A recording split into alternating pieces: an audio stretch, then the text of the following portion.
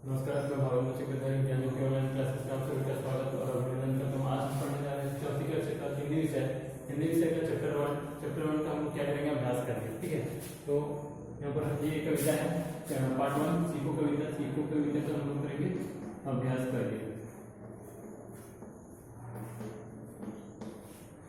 अभ्यास करेंगे सबसे पहले हम लोग पढ़ेंगे मौखिक प्रश्न। तो मौखिक प्रश्न पढ़ने से पहले यहाँ पर प्रश्न है, मैं आपको बताने जा रहा हूँ।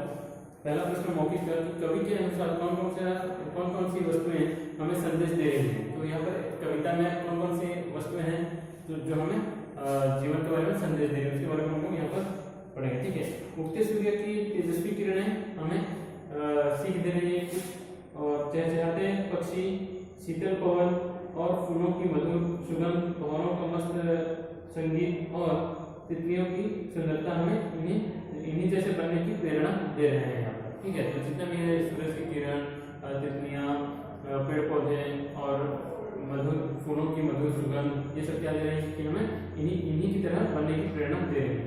ठीक है, उसके बाद में 1 नंबर का प्रश्न है, इस कविता से आपने क्या सीखा। तो इस कविता से हमने क्या सीखा, इसके बारे में आपको बता रहा हूँ कि हम इस कविता से हमें प्रकृति से उत्तम गुण ग्रहण करने की सीख देती है। यानी जो कविता है सीखो कविता से प्रकृति के उत्तम गुणों को ग्रहण करने की सीख हमें मिलती है। ठीक है, उसके बाद में आते हैं हम लोग लिखित प्रश्न। लिखित प्रश्न का पहला प्रश्न है, लिखित का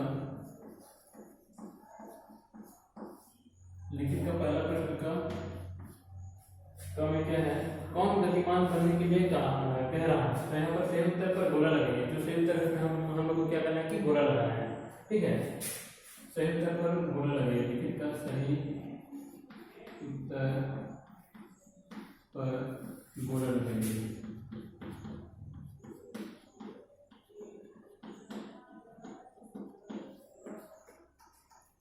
तो पहला प्रश्न है, कौन गतिमान बनने के लिए कह रहा है। तो मैं खाली उत्तर लिखूंगा, लेकिन आप लोग जो है प्रश्न के सामने उत्तर लिखोगे। ठीक है, यहाँ पर ब्लैक बोर्ड में मैं खाली उत्तर लिख रहा हूँ, तो आप लोग दोनों लिख रहे हैं, प्रश्न और उत्तर दोनों। ठीक है, कौन गतिमान बनने के लिए कह रहा है। यहाँ पर सूर्य दिया है, पवन दिया है और चंद्रमा। तो गतिमान बनने के लिए यहाँ पर कविता में कौन कह रहे हैं, यहाँ पर पवन गति करता है ना, गतिमान गति के हिसाब से वो चलता है, अपनी गति के हिसाब से, इसलिए यहाँ पर गतिमान बनने के लिए पवन कह रहा है। तो यहाँ पर पवन में 1 नंबर का प्रश्न का उत्तर पवन होगा। तो पवन लिख करके यहाँ पर ऐसे गोला करना। ठीक है, फिर 2 नंबर में देखते हैं क्या है। 2 नंबर का प्रश्न है, मस्त बनकर गाते रहना कौन सिखाता है। मस्त बनकर गाते रहना कौन सिखाता है। यहाँ पर भौरा है, कौवा है, पुष्प है। तो कौवा नहीं सिखाता है, पुष्प भी नहीं सिखाता। यहाँ पर भौरा मस्त बनकर गाते रहने के लिए यहाँ पर सिखाता है। तो यहाँ पर भौरा को लिख करके क्या करना है, गोला भौरा। ठीक है, इस तरह से हम लोग गोला करेंगे। उसके बाद आते हैं 2 नंबर का उत्तर क्या है, प्रश्न क्या है। 2 नंबर का प्रश्न है, मीठी बोली किसका गुण है। मीठी बोली कबूतर, कोयल या तोता, तीनों में से कौन सा है, कोयल। तो यहाँ पर हम कोयल में बोला करते हैं। ठीक है, मीठी बोली कोयल का गुण है। उसके बाद में 2 नंबर का प्रश्न है, पक्षियों की मधुर ध्वनि को क्या कहते हैं। पक्षियों की मधुर ध्वनि को क्या कहते हैं। यहाँ पर उत्तर में है सरस, नीरव, कलरव। यहाँ पर क्या होगा, कलरव। तो कलरव लिख करके यहाँ पर ऐसे बोला।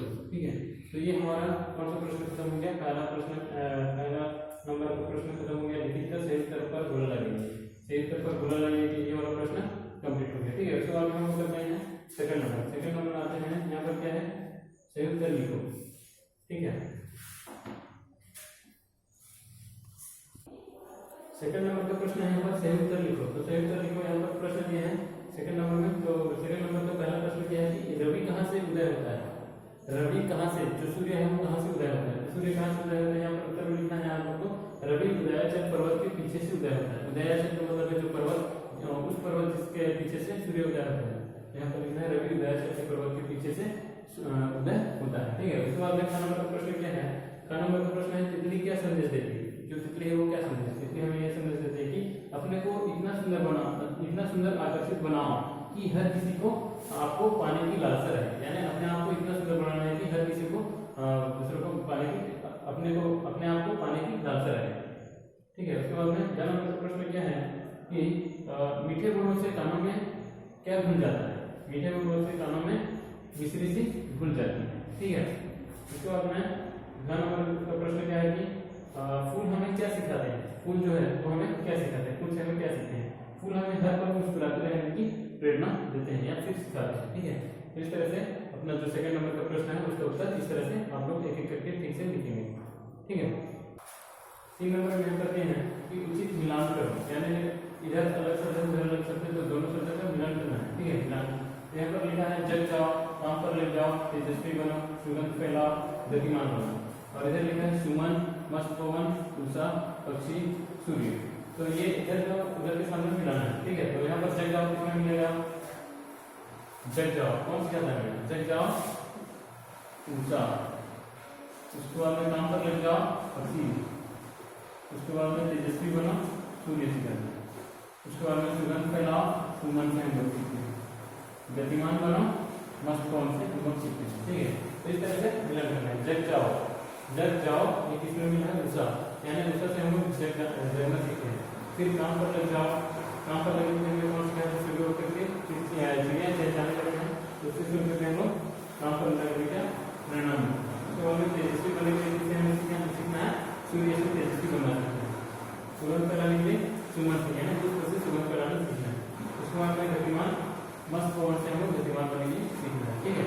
उसके बाद में ऐसे हम लोग यहाँ पर भाषा ज्ञान, भाषा ज्ञान क्या क्या है।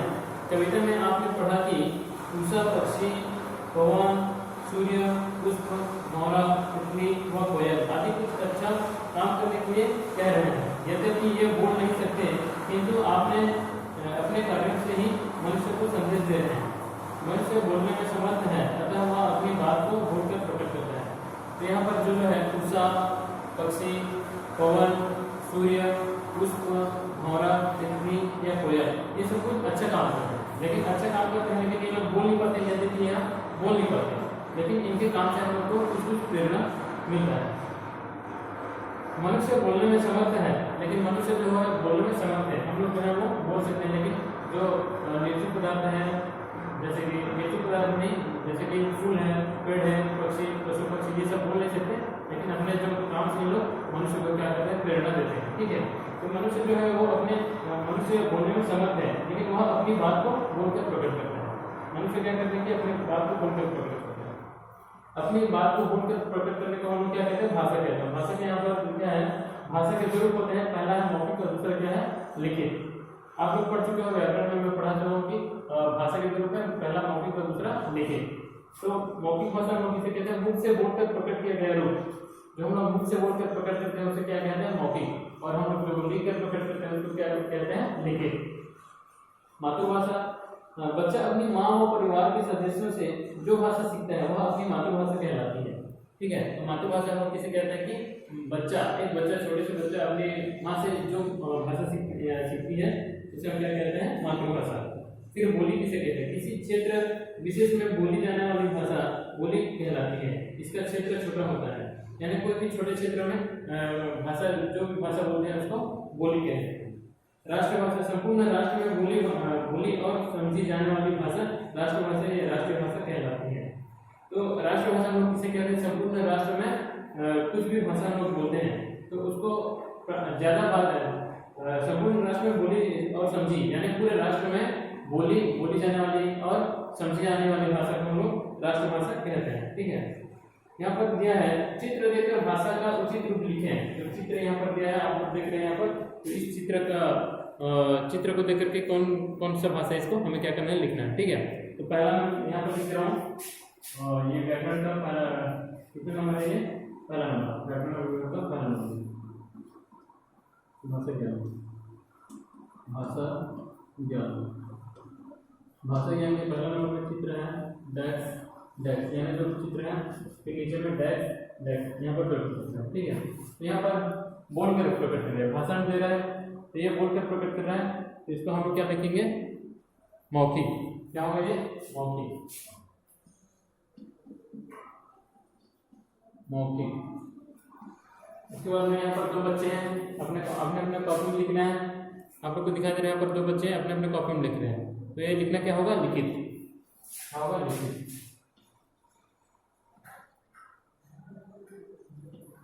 इसके बाद में क्या है, ये भी एक व्यक्ति लिख रहा है यहाँ पर, एक व्यक्ति यहाँ पर लिख रहा है, तो ये क्या होगा, लिखित होगा। ठीक है, ये क्या होगा, लिखित।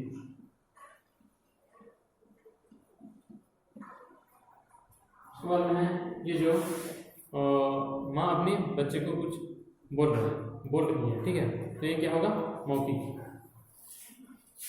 ये होगा मौखिक।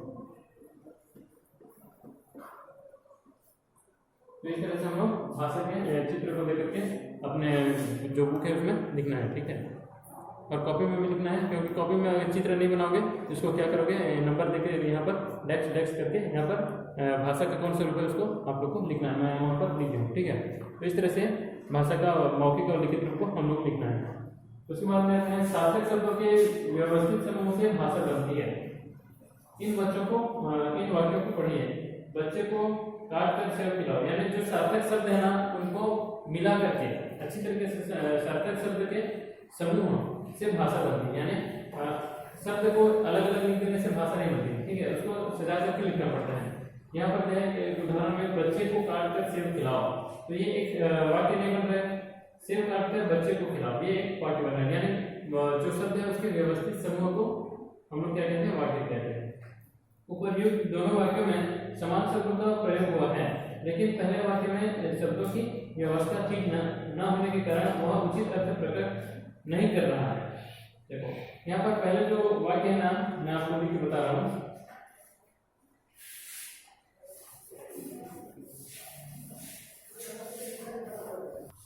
अब यहाँ पर आप लोग देख रहे हो कि बच्चे को काट कर सेव खिलाओ, ये एक वाक्य लिखना है। यहाँ पर फिर सेव काट कर बच्चे को खिलाओ, ये भी एक वाक्य है, लेकिन इसमें जो शब्द लगे हैं इसमें वही शब्द लगे, यानी दोनों में सेम सेम शब्द लगे हैं, लेकिन इसका व्यवस्थित यानी शुद्ध रूप नहीं है इसका।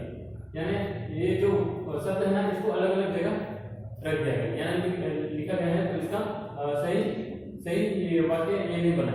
ठीक है, इसको उपयुक्त दोनों वाक्यों में समान शब्दों का प्रयोग हुआ है। दोनों वाक्यों में समान शब्द का प्रयोग हुआ है। इसमें जो वाक्य है इसमें भी वो शब्द है, इसमें जो शब्द है इसमें वो शब्द है। लेकिन पहले वाक्य में शब्दों की व्यवस्था ठीक न होने के कारण वह उचित अर्थ प्रकट नहीं कर रहा है। तो यहाँ पहला वाक्य जो है इसमें शब्दों की व्यवस्था उचित क्रम में नहीं है, इधर उधर दे दी है, इसमें ये सही वाक्य नहीं है। तो इसको फिर से सजा करके लिखें तो क्या बनेगा, ये बच्चे को काट कर सेव खिलाओ, ये वाक्य सही नहीं लगेगा। सेव काट कर बच्चे को खिलाओ, ये वाक्य सही है। ठीक है, अतः पहला वाक्य अशुद्ध और दूसरा वाक्य शुद्ध है। तो ये वाक्य अशुद्ध है और ये शुद्ध है। ठीक है, यहाँ पर एक प्रश्न है, यहाँ पर इन वाक्यों को शुद्ध करके लीजिए, यानी शुद्ध करके लीजिए, शुद्ध करके लीजिए।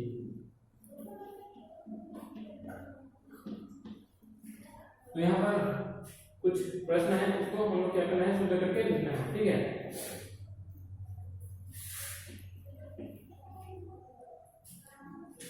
पहला में है मम्मी को पढ़कर पत्र सुनाओ।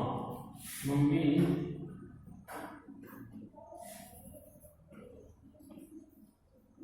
को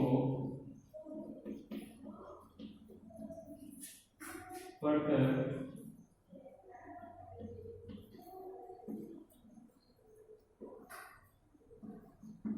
पत्र सुनाओ।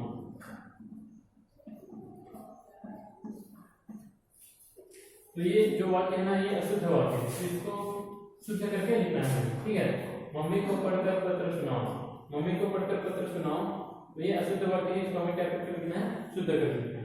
यहाँ पर शुद्ध में क्या होगा, शुद्ध में क्या होगा,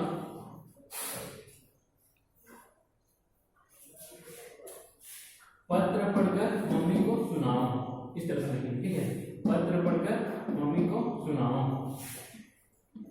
पत्र पढ़कर मम्मी को सुनाओ।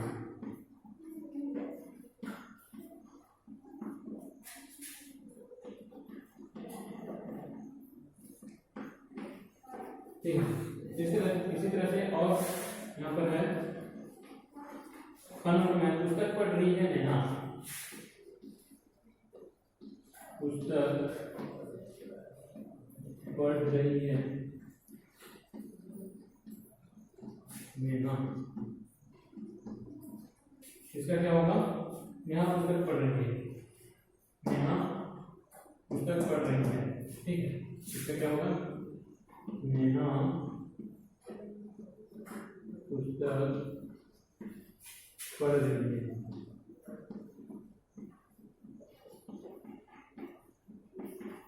ठीक है। उसके बाद में ग नंबर में क्या है, कहानी ने सोहन को लिखा, कहानी ने सोहन को लिखा,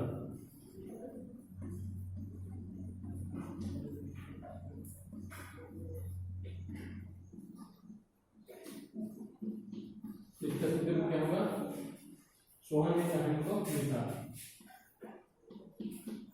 सोहन ने कहानी को लिखा, ठीक है। उसके बाद में घ नंबर में, उसके बाद में घ नंबर में है गिर बुढ़िया गई, गिर बुढ़िया गई,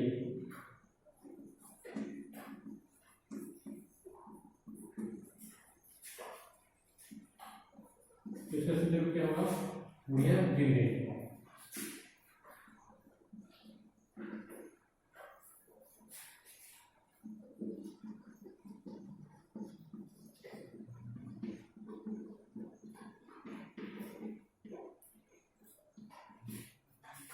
उसके बाद में वन नंबर में है आशीर्वाद पिताजी ने दिया,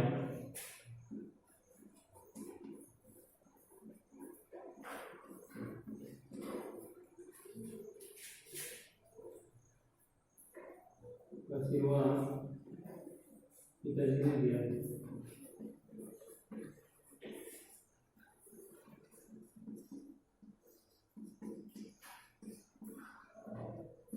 इसका सूत्र क्या होगा, पिताजी ने आशीर्वाद दिया,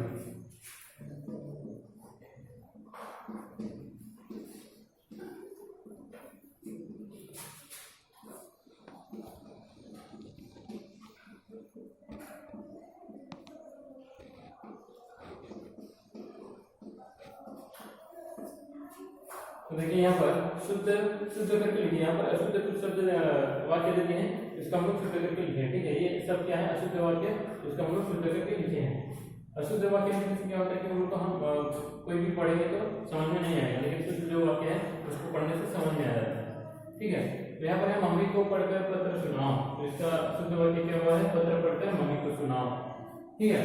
उसके बाद में है में पुस्तक पढ़ रही है नेहा, ये वाक्य समझ में नहीं आ रहा है, इसका शुद्ध रूप क्या हुआ है, नेहा पुस्तक पढ़ रही है, ये समझ में आ रहा है कि नेहा क्या कर रही है, ठीक है। उसके बाद में नंबर में है कहानी ने सोहन को लिखा, तो ये समझ में नहीं आ रहा है क्या है, कहानी ने सोहन को लिखा, उसका सूत्र क्या है, सोहन ने कहानी को लिखा, यानी सोहन क्या लिखा है इसमें हम लोग को पढ़ने से पता चल जाएगा, तो ये वाक्य का शुद्ध रूप, ठीक है। उसके बाद में घ नंबर है गिर बुढ़िया गई, बुढ़िया गिर गई। उसके बाद में वन नंबर में आशीर्वाद पिताजी ने दिया, पिताजी ने आशीर्वाद दिया। तो इस तरह से आप लोग का ये भाषा ज्ञान समाप्त हो चुका। आप लोग का चैप्टर 1 ये चैप्टर 1 का सीखो कविता अभ्यास करें, पूरा चैप्टर 1 का जितना भी प्रश्न था मैं आप लोग को कंप्लीट करवा चुका। तो इसका जितना भी प्रश्न का उत्तर मैं लिखवाऊँ आप लोग को, तो आप लोग क्या करेंगे, अपना जो हिंदी कॉपी है, हिंदी कॉपी में आप लोग प्रश्न और उत्तर दोनों को करके कंप्लीट करके लिखना है, ठीक है। एक एक करके अच्छे से सुंदर हैंडराइटिंग में प्रश्न को भी लिखना है, प्रश्न के नीचे में उत्तर करके भी लिखना है, ठीक है। क्योंकि मैं यहाँ पर खाली आंसर लिख रहा हूँ, तो आपको आंसर में लिखना है, प्रश्न और आंसर दोनों को लिखना है, बुक में भी कंप्लीट करना है और कॉपी में भी आपका कंप्लीट करना है, ठीक है। धन्यवाद।